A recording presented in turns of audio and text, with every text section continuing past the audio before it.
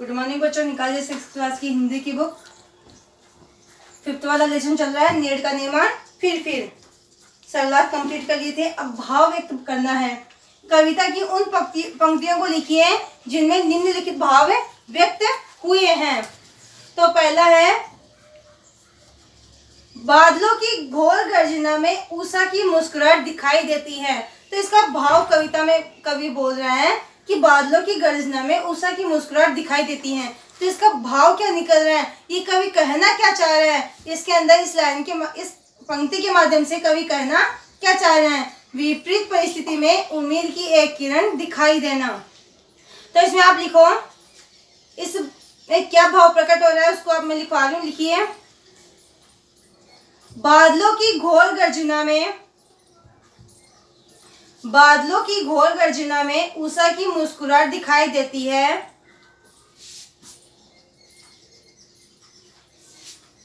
बादलों की घोर गर्जना में उषा की मुस्कुराहट दिखाई देती है।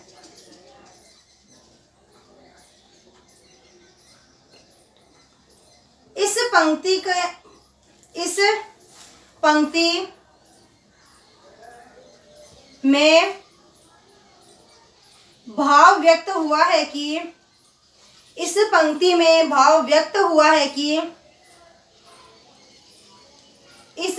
में भाव व्यक्त हुआ है कि विपरीत परिस्थिति में भी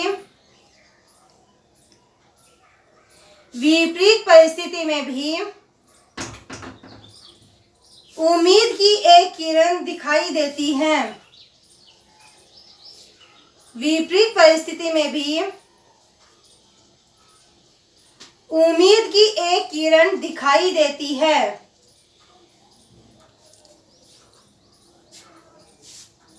दूसरा है, नाश के दुख से निर्माण का सुख बड़ा होता है।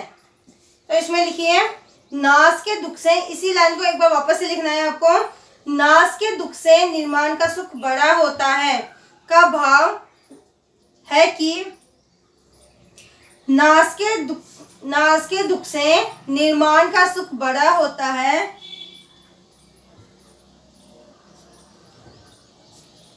इसमें भाव व्यक्त है कि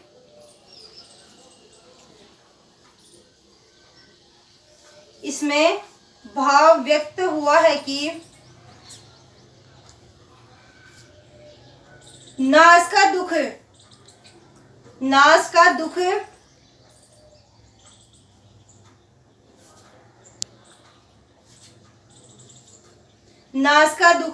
कभी निर्माण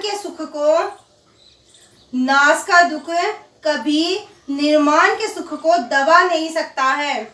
नाश का दुख कभी निर्माण के सुख को दबा नहीं सकता है।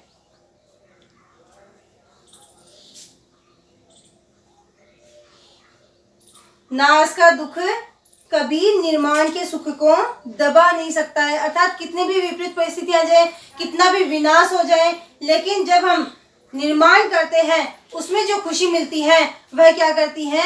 नाश के दुख को दबा देती है। नाश के दुख से कभी हमारा सुख दबता नहीं है। यदि हम प्रयत्न करेंगे, कोशिश करेंगे तो हम दुख को ही दबा सकते हैं, ना कि सुख को। ठीक है, तो नाश का दुख कभी निर्माण के सुख को दबा नहीं सकता है, कि जो निर्माण करने वाला वो अवश्य निर्माण करेगा।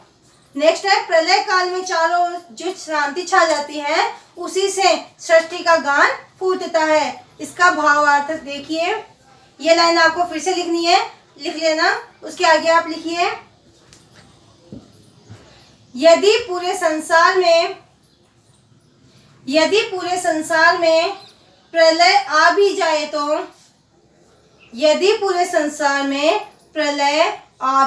तो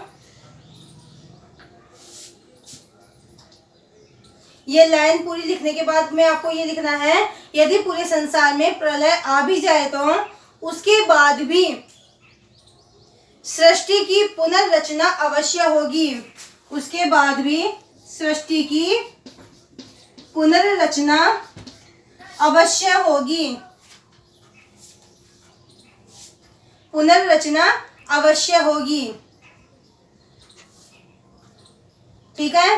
अगला है भाषा और व्याकरण, इसकी बात हम कल करेंगे। Thank you.